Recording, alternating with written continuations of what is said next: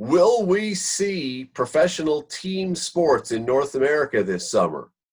Let's dive down that rabbit hole.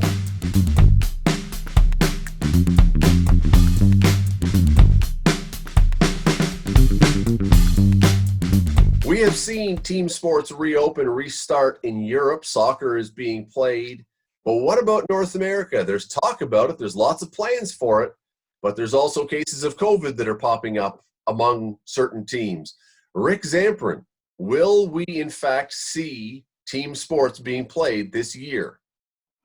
Well, I hope so. That doesn't mean that we will. I think odds are we will. The odds are one of the leagues is going to catch some luck in terms of few positive cases, because I think all the leagues will have some positive cases, and how they deal with them and the ramifications of those positives, what the morale is like in terms of the players and coaches and officials and all the off-ice people that need to be included in this whole thing. So in short, yes.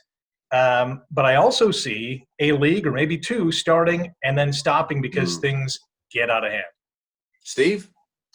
Regrettably, yes, Scott, and guys, I think for sure I was going to make that exact point that Rick just made, that you'll likely see one stop. And I think the closer we get, I think there's going to be some bigger stars pull out, and I would say that's probably going to happen most in basketball, just because it's a players' power league. I think it's going to happen least in hockey.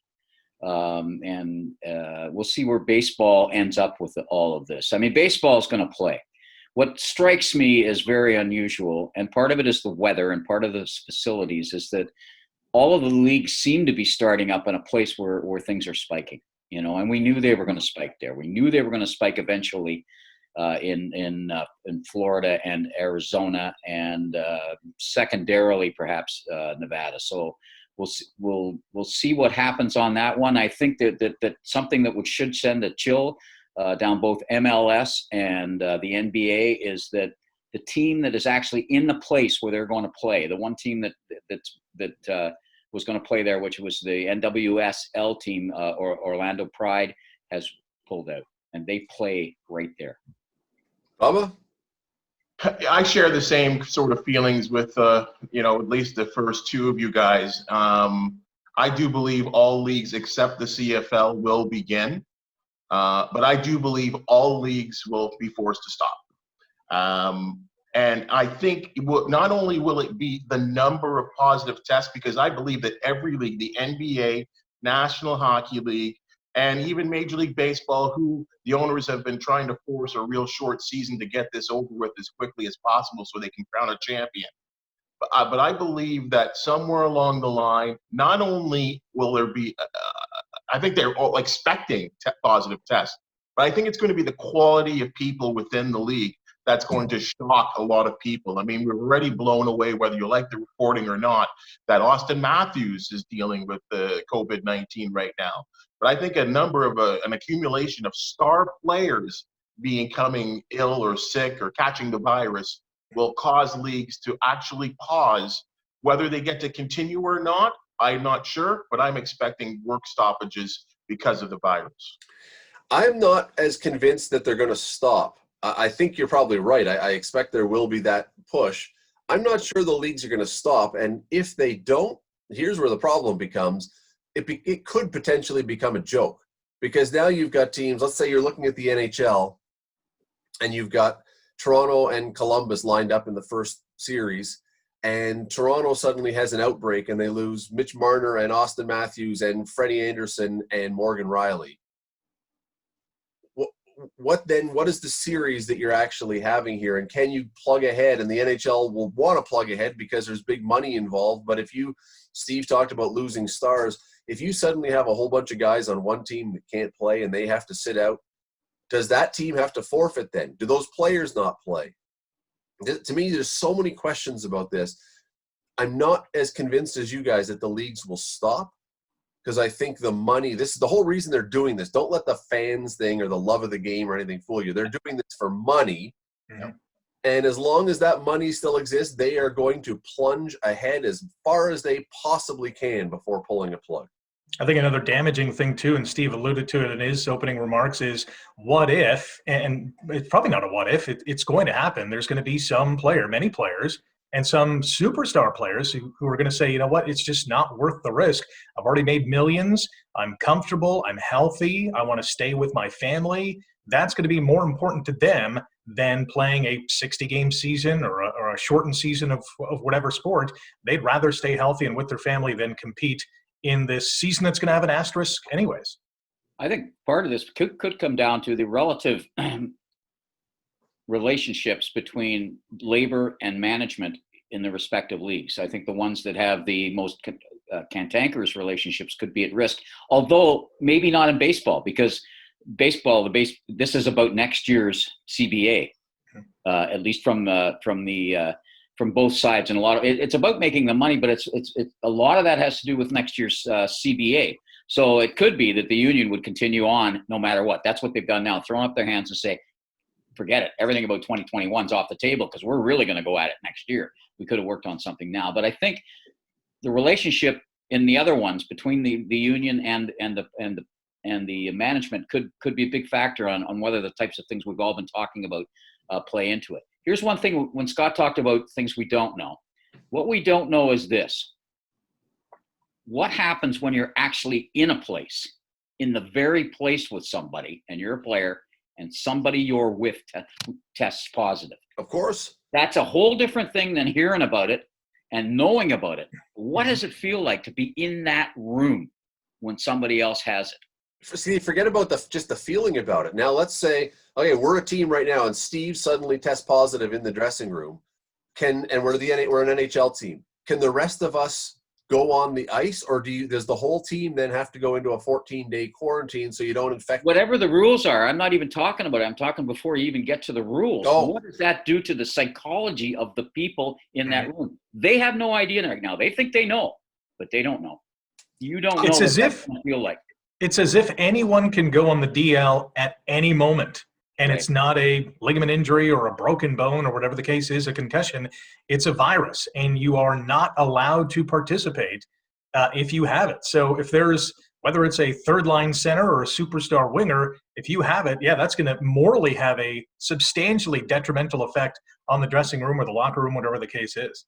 But Bubba, using Rick's example, and it's a good one, if you get it in baseball, if you blow out your elbow, you go on the DL. Here, the equivalent would be you blow out your elbow, and now the whole team has to be checked for elbow problems and maybe sit out for 14 days. Well, what about the NBA when you have a smaller roster, 15 players? What if, and this is highly possible, that's 6 players, 6 of your 15 players, maybe a couple of them are your starters, are all gone. Where is your reserve from? What if it's 2 teams with 6 players sick versus 7 players sick? How does that look? And I know, Scott, you kind of brought up that they're doing this, and I know guys like commissioners like Gary Bettman have said that we've really taken the consideration of our fans. Our fans really want us to play. He's been very public in saying things like that. What if the public opinion changes somewhere within, the possibility of people getting sick? I know I'm already at that point where I'm starting to question. And again, we're all sports guys that are reliant on sports for our livelihood. What if the public perception changes and everyone starts to say, what are we doing here? Why are we doing this? People are getting sick. People are away from their families. Will there be a time that maybe leagues actually have to listen to their fans and say, you know what, maybe we're doing the wrong thing here? Bubba, is there, though, right now, you talk about public perception, is there a giant outcry in a positive way right now that everybody is saying, man, it's almost July, I need me some hockey right now? I'm not hearing that at all. Maybe for baseball, yes, and maybe for the NBA, I'm not hearing anybody saying, I just can't wait to get back to watch hockey in July. I've heard none of that. Well, I think even locally, that I think that I'm starting to hear a slight dissipation for the CFL. We're very close to the Tiger Cats, all 4 of us here, and the Canadian Football League. And I'm even hearing a lot of fans that are religious CFL fans are saying they think, and I know we talked about this months ago, that maybe the best thing is to do is just to pack up and prepare for 2021. So that's why I think I think our thoughts of COVID-19 2 months ago and how it is perceived right now, I think a lot of opinions have changed. And I want to further extend one of the thoughts I had earlier about how you don't know how it's going to feel to be in the dressing room and somebody that you know and you're beside has this. You don't know what the overall psychological effects is. Where the thing about the further contrast of breaking your ankle, as Scott mentioned, then you go on the DL, is when you break your ankle or tear your knee and go on the DL, the whole team doesn't go on the DL, but either does your whole family. And that's going to be the other part of this. We don't know what the lasting effects is. We also don't know what recovery. If you look at what Von Miller talked about when he got it and having to recover for it and what it did to his lungs, and the questions he still has is what is the long-term danger of this to my lung, even if I recover? We seem to think it'll be just fine if somebody gets it and we quarantine for 2 weeks and he's healthy and he's got the antibodies and nothing ever happens to him again. We have no clue. And if you start seeing players having trouble after that 2 weeks getting their energy back, which is what Von Miller said, it took him months, and having trouble breathing and all of that kind of thing, you're looking at long-term future types of things here. I think a lot of stuff could happen here. I think they're not forced to think about it right now because it's not there. They're not there. They're not on site. Everybody's really, really excited to be back. We'll just see what that effect is among the players. That's what I think is really important. Sorry, guys. I thought it was really important to see what the NBA and the Players Association came to in signing that agreement that they were going to increase their insurance for athletes that suffer some type of long-term COVID injuries or just plain injuries while playing this tournament. That the players will be covered. And I haven't heard anything from baseball. And I know health issues were an issue in putting together this final deal. And I've yet to hear anything from the National Hockey League. But the NBA very public in releasing that statement yesterday that they had increased insurance for that particular if players go down with some type of serious or career-ending injuries due to COVID. You ever tried to claim insurance? Sometimes it's easy, not always. There's one other thing. Sometimes, yeah, it's small S on sometimes too. There's one other thing that you rely on for this, and that is that everybody's in the bubble. And I don't know about anybody else, but I am absolutely positive beyond positive that there is in every league at least one idiot that's going to decide he's not going to stay in the bubble. He's going to try and sneak out, and then what? And then, because you know what, there's in every league, in every sport, there's going to be someone who decides he's got to go out for some reason. I'm convinced that's going to be the case. And then what do? Do you have to start the whole process over? Do you try and not tell anyone? Look, there's so many variables. This is why I think it's going to plunge ahead. I just don't know how.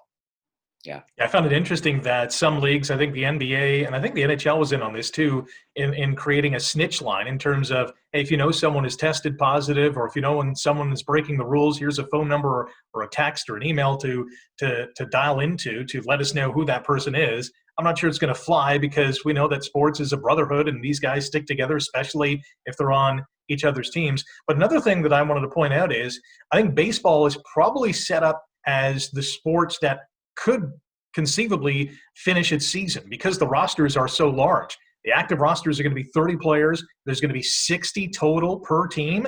So you can have a bunch of guys test positive and bring a bunch of guys in. Fingers crossed that they don't all test positive. Yeah, we see that already happening long before COVID with the use of bullpens. Right? I mean, that's all we need now. That's just what we need is fill in the more blanks bullpen there. work. But you can fill in the blanks, right? 13, 14, 15, 18 guys will come out of a bullpen in a year for a team. Maybe there's a change that baseball should bring in. It's just allow, because of COVID, you can only use one reliever a game.